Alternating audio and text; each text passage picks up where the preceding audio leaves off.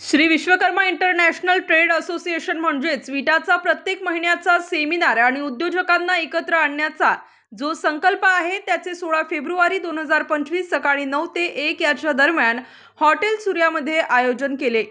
यामध्ये 2025 चा अर्थसंकल्प, यामुळे येणारे व्यवसायाच्या संधी आणि त्यासाठी कुठले कुठले पर्याय आपल्यासाठी उघडे झालेत याच्यावर प्रमुख पाहुणे म्हणून प्रदीपजी पेशकार साहेब यांचे बहुमूल्य मार्गदर्शन लाभले। त्यानंतर दीपाली चांडक मॅडम यांनी फूड प्रोसेसिंगवर आणि गव्हर्नमेंट कंपनीसाठी स्मॉल मीडियम उद्योजकांना असलेल्या संधी याच्यावर मार्गदर्शन केलं। आणि केंद्र सरकारची योजना आहे, पण ह्याच्यामध्ये राज्य सरकारला सोबत घेतलेलं आहे। राज्य सरकारकडे मिनिस्ट्री ऑफ फूड प्रोसेसिंग असं डिपार्टमेंट नव्हतं, म्हणून राज्य सरकार आपल्या राज्यामध्ये ही योजना कृषी विभागांच्या माध्यमातून आयोजित करतं। म्हणून जर तुम्ही कृषीच्या ॲग्रिकल्चरल मिनिस्ट्रीच्या स्टेटच्या पोर्टलवर गेलात तर तुम्हाला ही स्कीम तिथे पण सापडेल, त्याच्याबद्दल माहिती मिळेल।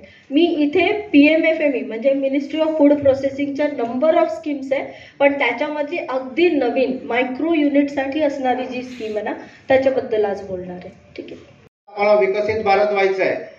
2047 ला विकसित भारत व्हायचं असेल तर आपल्याला कुठल्या कुठल्या टप्प्याने जायचं आहे। त्यामुळे दिशा काय आहे की 2047 ला $5 ट्रिलियन इकॉनॉमी च्या पुढे कितीतरी टप्पा गेलेला असो। आपल्याला हे सांगितलं की आत्ताच आपण 2028 किंवा 29 पर्यंत $5 ट्रिलियन इकॉनॉमी होणार आहोत आणि 2047 साली आम्ही विकसित भारत होणार आहोत। विकसित भारतचा अर्थ असा आहे की किमान 20-22 ट्रिलियनच्या पुढे आपल्याला जायला लागणार आहे आणि 20-22 ट्रिलियनच्या पुढे जर जायचं असेल तर उद्योग, व्यवसाय, व्यापार, उत्पादन, सर्व्हिसेस आणि जगातल्या मार्केटचा शेअर आपला वाढवायला लागणार आहे। आणि हे जर का चायनाने केलं तर चायना पुढे जाईल, जर्मनीने केलं तर जर्मनी पुढे जाईल। भारताच्या लोकांनी जर हा व्यवसाय केला इतका मोठा तर पुढे जाणार आहे। महेश कालिदास वाघ, माझ्या फर्मचं नाव आहे MW इन्शुरन्स अँड इन्व्हेस्टमेंट। गेल्या 22 वर्षापासून मी लाईफ इन्शुरन्स, हेल्थ इन्शुरन्स आणि म्युच्युअल फंड यामध्ये काम करतोय। माझ्याकडे नाशिकमध्ये ऑफिस आहे, 2000 पेक्षा जास्त क्लायंट आहेत माझ्याकडे। आणि धन्यवाद विटाचे की विटामधून पण मला बिझनेस मिळाला आहे। आतापर्यंत एक 2.5 ते 3 लाख रुपयाचा मला बिझनेस मिळालेला आहे। धन्यवाद। पुन्हा एकदा महेश वाघ, MW इन्शुरन्स अँड इन्व्हेस्टमेंट। या कार्यक्रमासाठी विटाचे अध्यक्ष आनंदराव सूर्यवंशी, विटांचे उपाध्यक्ष राजेंद्रजी जाधव, विटाचे सेक्रेटरी नारायणराव क्षीरसागर सह सेक्रेटरी विश्वकर्मा शार्दूल आणि खजिनदार महेशजी वाघ यांनी खूप मेहनत घेतली आणि 100 रजिस्ट्रेशन 2 दिवस अगोदरच बंद करावा लागला।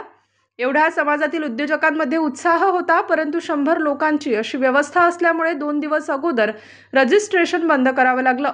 या कार्यक्रमासाठी नवनिर्वाचित संचालक भगवानजी राऊत साहेब संभाजीनगर आणि जळगाव, धुळे, संभाजीनगर, ठाणे, मुंबई आणि नाशिकमधील असंख्य उद्योजक यामध्ये उपस्थित होते आणि हा उत्साह म्हणजे आपल्या समाजातील उद्योजकाला एक नवीन चालना म्हणता येईल असा हा कार्यक्रम झाला।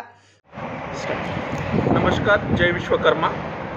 Shri Vishwakarma international trade association म्हणजेच विटाने आपल्या समाजातील उद्योजकांना एकत्र आणणे आणि त्यांचा व्यवसाय कसा वाढेल, त्यांच्या व्यवसायामध्ये काय त्यांना नवनवीन करता येईल, व्यवसायाच्या काय नवीन संधी आहेत यासाठीचे अनेक सेमिनार अरेंज केलेत। त्याच्यातच आता 2025-26चा अर्थसंकल्प सादर झाला। या अर्थसंकल्प हा 50 लाख कोटीचा होता। मग या 50 लाख कोटीच्या अर्थसंकल्पामध्ये माझ्या उद्योजकांना काय अपॉर्च्युनिटी आहेत, मग त्या अपॉर्च्युनिटीमधून त्यांना कसं व्यवसाय मिळू शकेल, कुठल्या कुठल्या क्षेत्रामध्ये किती अमाऊंटची व्यवसायाची संधी आहे, या सर्व संधींचा आज आमचे मित्र प्रदीपजी पेशकार साहेब यांचा हा अर्थसंकल्पावर वर्कशॉप होतं, त्यांचं भाषण होतं। त्यानंतर दीपाली चांडक मॅडम यांनी फूड प्रोसेसिंग इंडस्ट्रीजमध्ये काय अपॉर्च्युनिटी आहेत, त्याच्यामध्ये कसे लोन मिळतं, त्याच्यामध्ये किती सबसिडी आहे, ती सबसिडी कशी मिळते, या सर्व प्रोसेसिंग इंडस्ट्रीजचे त्यांनी मार्गदर्शन केलं आणि सर्वांना स्टार न्यूज ब्युरो, नाशिक।